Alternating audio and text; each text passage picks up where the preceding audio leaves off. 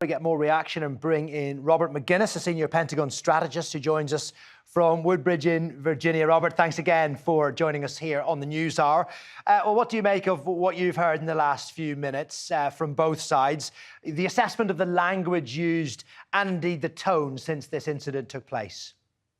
Yeah, the rhetoric is pretty incendiary, and neither side is taking responsibility, perhaps. I know the Russians claim that a transponder was not activated on the drone. The U.S. knows whether or not that's the case. I haven't seen a denial of that. At the same time, just yesterday, there was a Russian incursion over Estonian airspace that the British and the Germans responded to. So, this is back and forth and has been for some time, but it's especially delicate down near Crimea. And of course, as the reporter indicated, the special military operation zone that was declared around Crimea for airspace, I don't know that the U.S. has necessarily recognized that because it really goes out into international airspace. So you have back and forth. The rhetoric, though, is something new to a certain degree. I think the Russians are pushing for more of a buffer zone than they've had, and that will cause Lloyd Austin, the Secretary of Defense here, to negotiate with his counterparts, who we just spoke with today.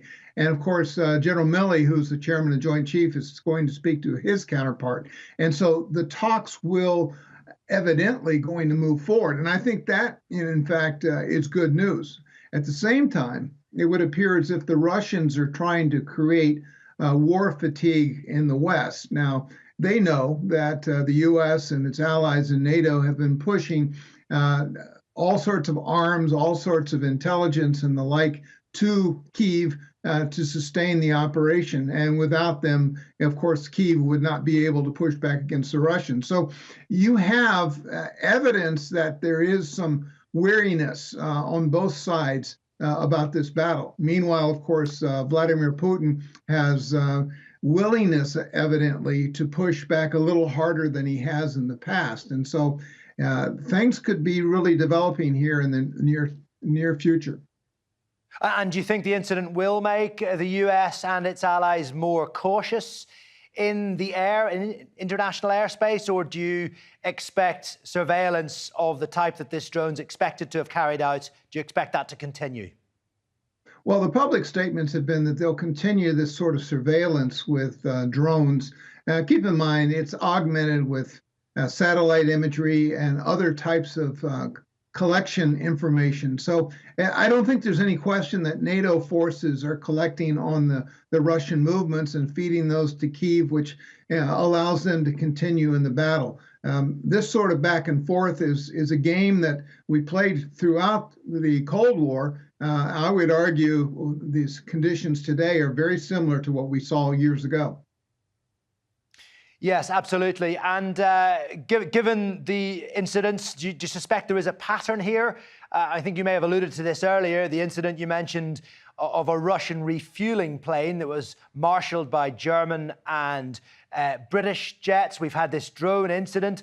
Do you suspect that there's a pattern developing, or these are just two random events that just happen to have taken place a day apart?